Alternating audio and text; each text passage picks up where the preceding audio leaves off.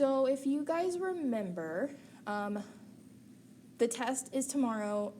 When we started talking Unit 6, we started with geometric mean. So the geometric mean, if you think back to, when we first learned it, that's when you have to take the square root of your product of two numbers. Okay, so the geometric mean is the square root of A times B.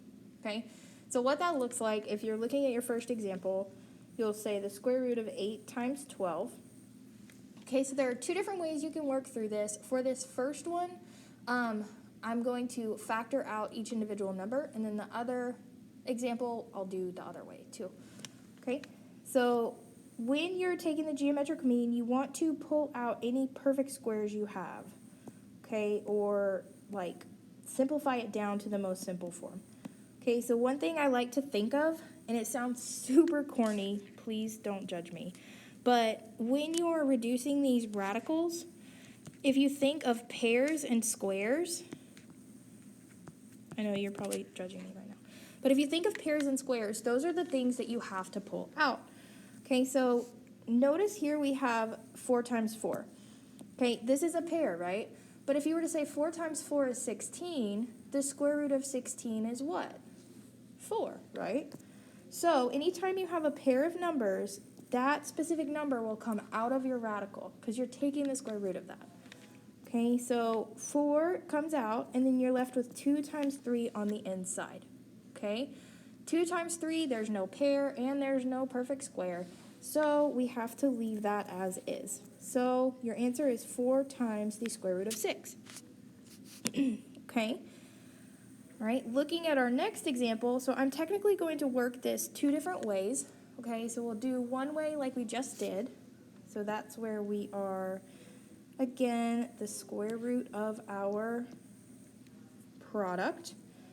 Factor out your numbers while they're still small. Make your life a little easier.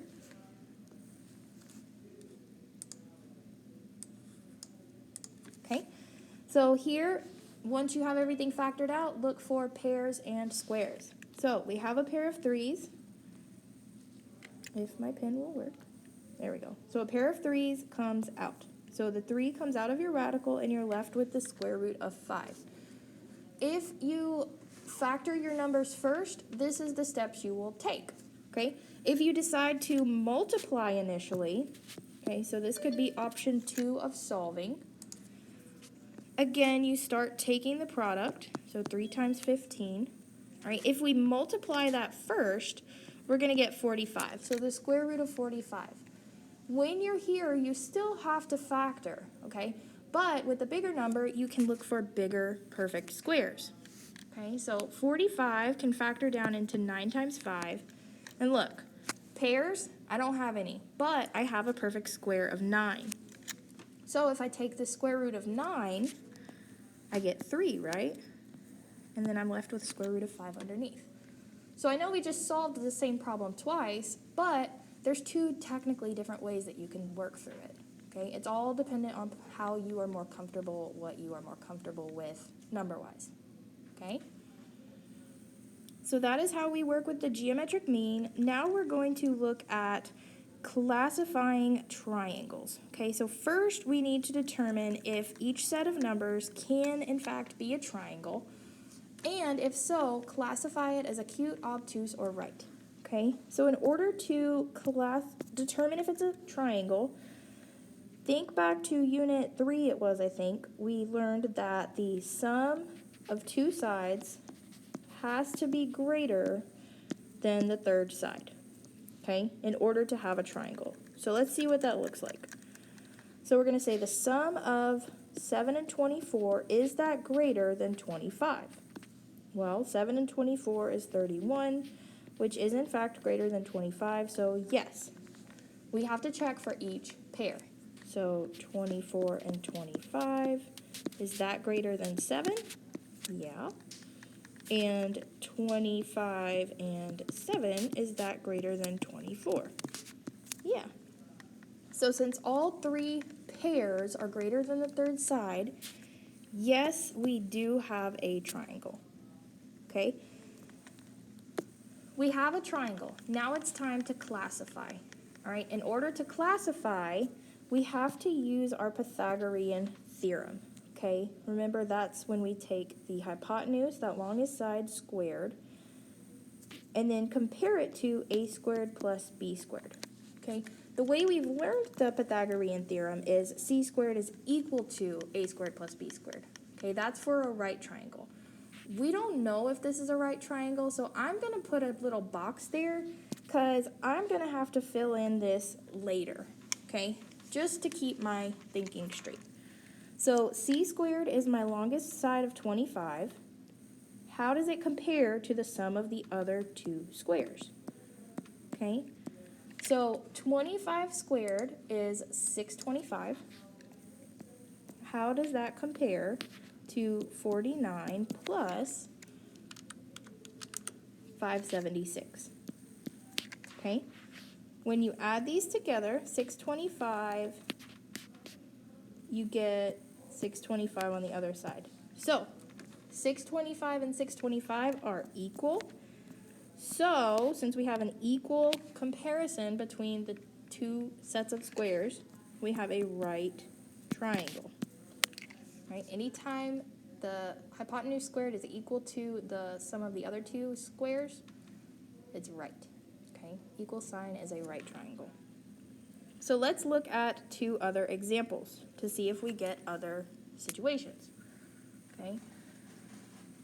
So our next set, 8, 14, and 20, again, first we have to figure out, is it a triangle? So we need to take our sum of our sides, okay?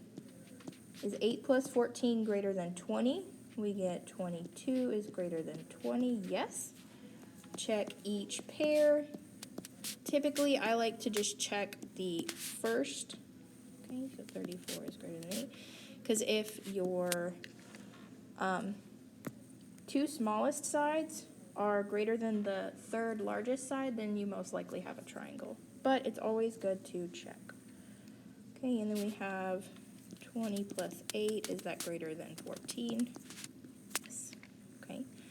So, yes, all three are greater than the third side. We do have a triangle. Now let's see what kind of triangle. Okay, so use your Pythagorean theorem, test it out. C squared is your longest side, so 20 squared. How does that compare to the sum of the other two squares? Okay, so we're going to get 400, and then 64 plus 196, okay?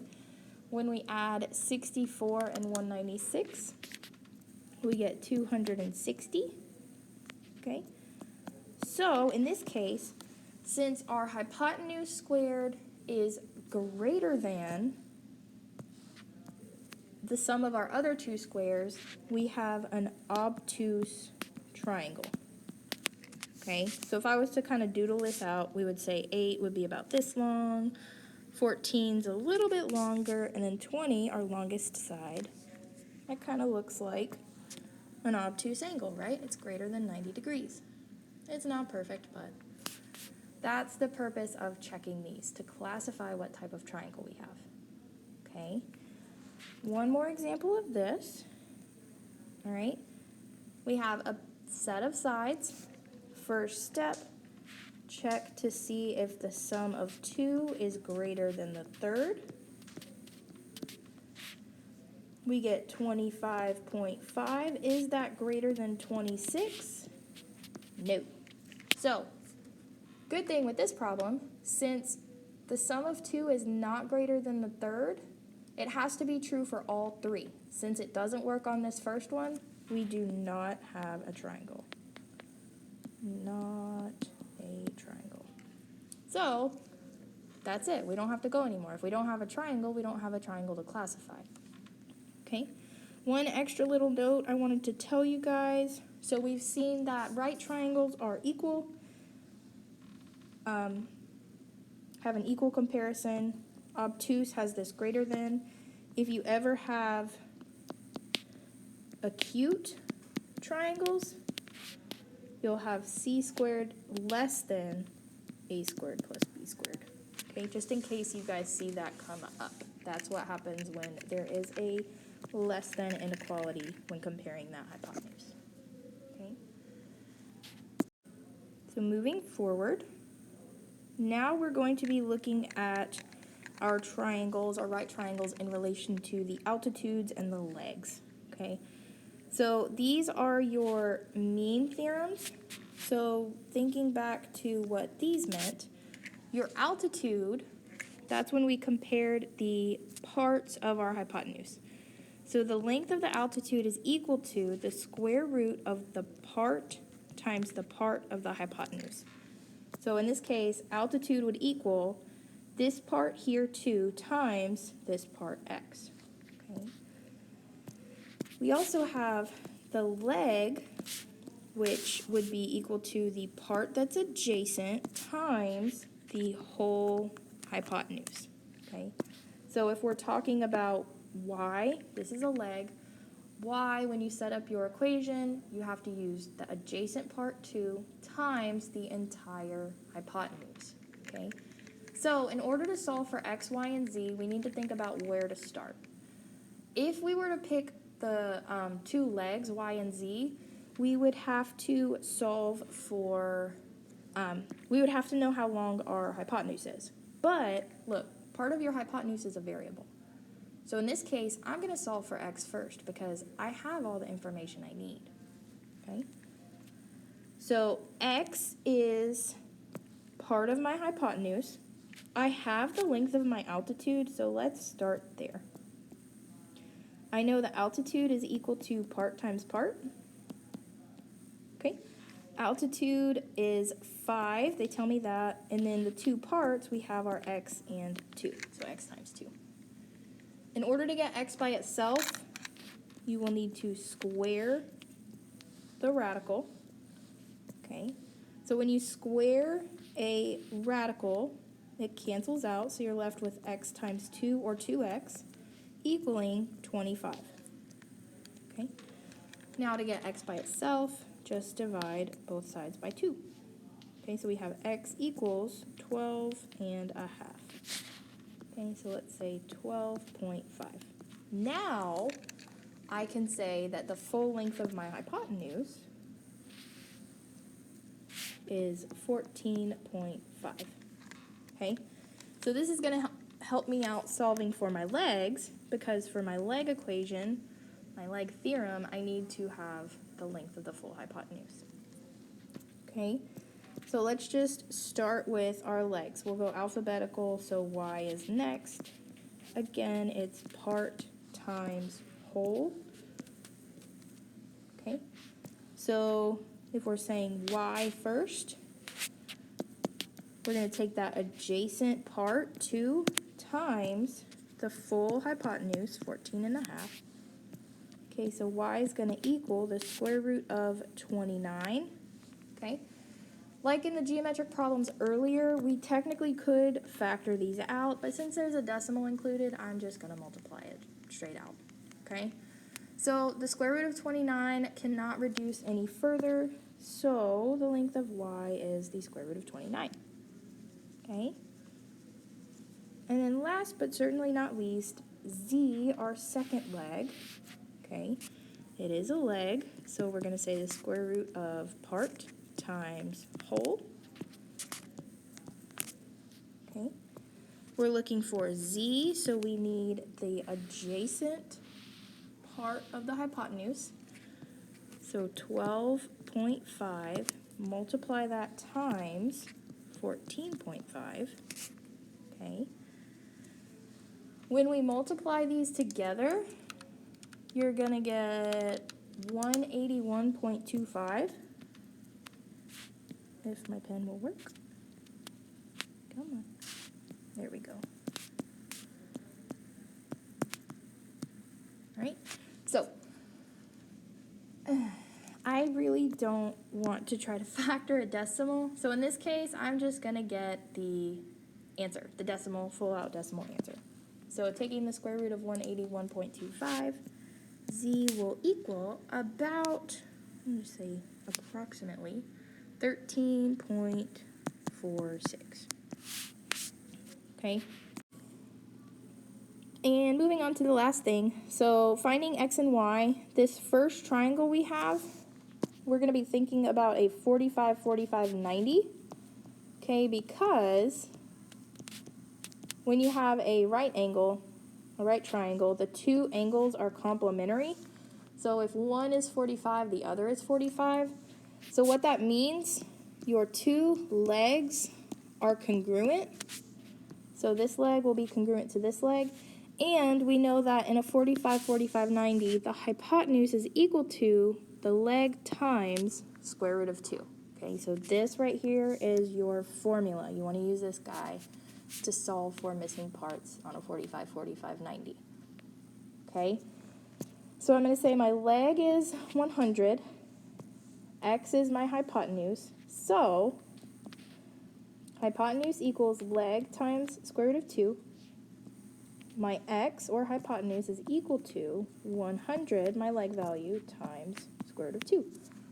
So here, we're just going to leave it as is. If your answer on the test or anywhere is a decimal, multiply those together and get the decimal. You always want to match your answer to what you have. But for simplicity's sake, just keep it as a reduced radical. Okay? And then last but certainly not least, the 30, 60, 90. Okay? So in a 30, 60, 90 triangle, we have three parts. We have the short leg, okay? That's going to be opposite your 30-degree angle, okay? You have your long leg, which is opposite your 60-degree angle. And then your hypotenuse, again, is always going to be that longest side or opposite your right angle. Okay, so there were two formulas we learned with the 30, 60, 90. Okay, so we have our hypotenuse, which is equal to 2 times the short leg. And then there is the long leg, where you take the short leg and multiply it by the square root of 3. Okay, so these are the two formulas you'll need to use in order to find missing parts. So formulas. Okay, so let's see what we have. We're given our short leg of 5 square root of 3. We need to find our long leg and our hypotenuse. Luckily for us, the short leg is included in both formulas, so we just have to substitute in. Okay? So you can solve for either the hypotenuse or the long leg first. I personally just like using the hypotenuse first. But just for funsies, let's solve for the long. Okay? So we have long leg equals short leg times square root of 3. So our long leg x is going to equal 5 square root of 3 times the square root of 3.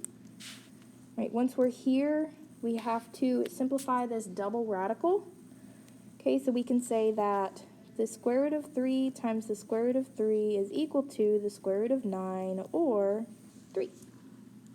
Another way you can look at this, the square root of 3 squared, the radical and the exponent cancels, so you're left with 3.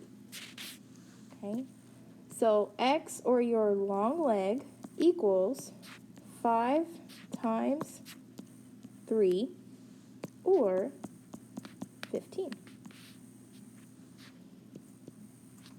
Okay, so that's how we solve for our long leg. And then last but not least, our hypotenuse is equal to 2 times the short leg. Okay, so we're going to say hypotenuse y equals 2 times 5 square root of 3. When we simplify these, multiply them together, we're going to get 10 square root of 3, and that, my friends, is the answer, or the length of your hypotenuse.